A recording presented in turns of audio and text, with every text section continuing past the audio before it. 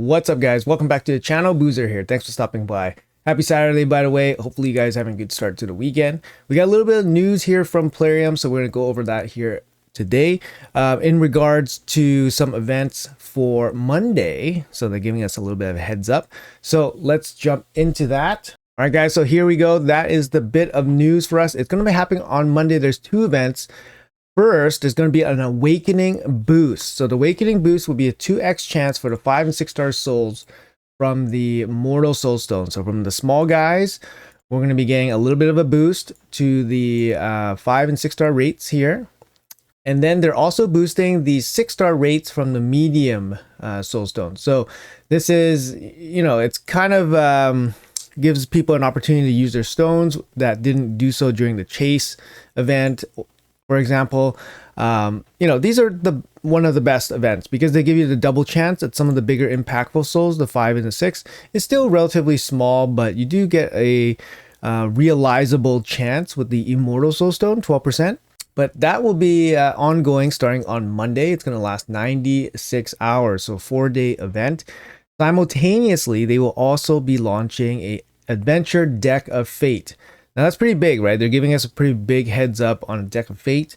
They said it's going to be centered around glyphs.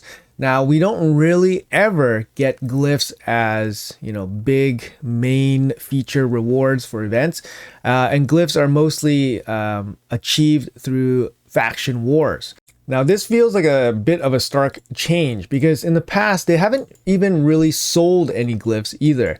And glyphs, usually maybe you get some glyphs from forge passes and all that, but you never get access to the highest quality glyphs. I believe they sold glyphs at one point as part of speed packs. It was like a package deal. I don't think you could have bought speed glyphs by itself.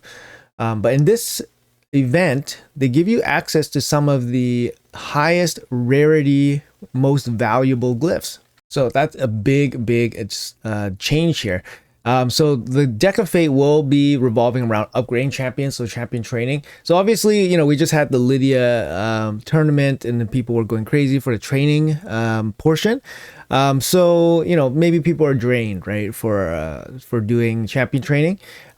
These events likely will not include any kind of book value, so don't expect to be getting any value from books during this event, but we'll just double check when the event goes live, check the details and all that.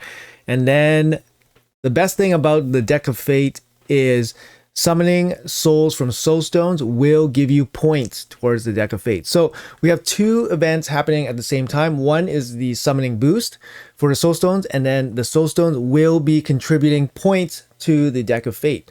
Now, I don't know about you guys, but this is pretty darn good value because usually you would probably pull the boosted rate soul stones regardless because the rates are boosted. And now you're getting some additional value from this Deck of Fate.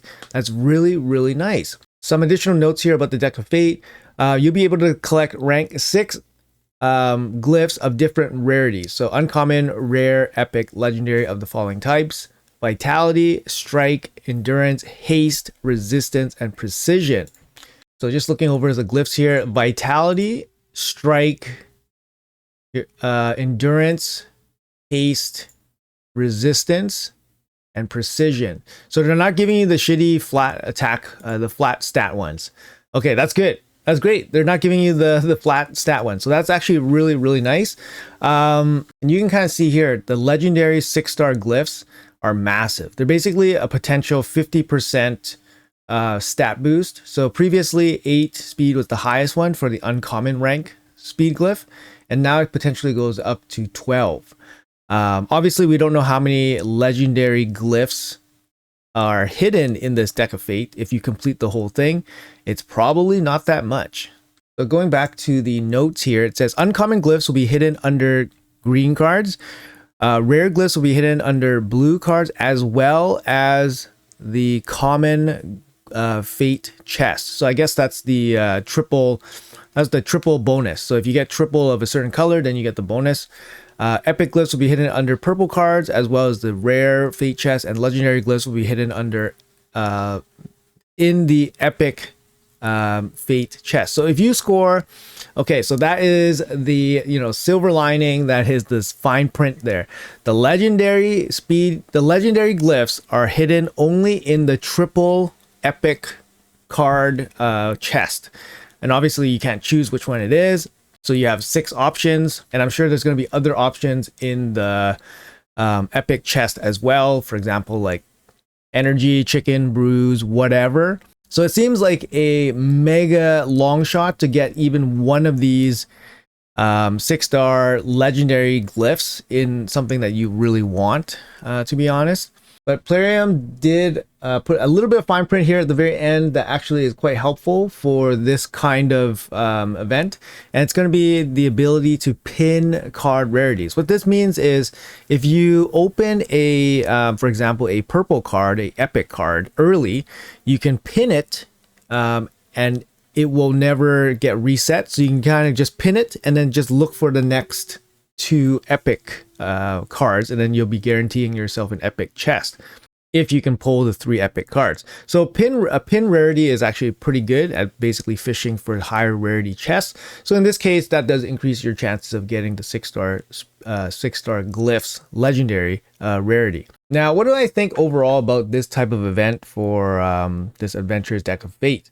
Now, it's great that they have the Soulstone boost going on alongside, meaning that you'll get some value anyways from your Soulstones. It's great that it's upgrading champions, because upgrading champions basically is something everyone can do. So everyone can participate in this, even though Soulstones not everyone can do. That's totally fine.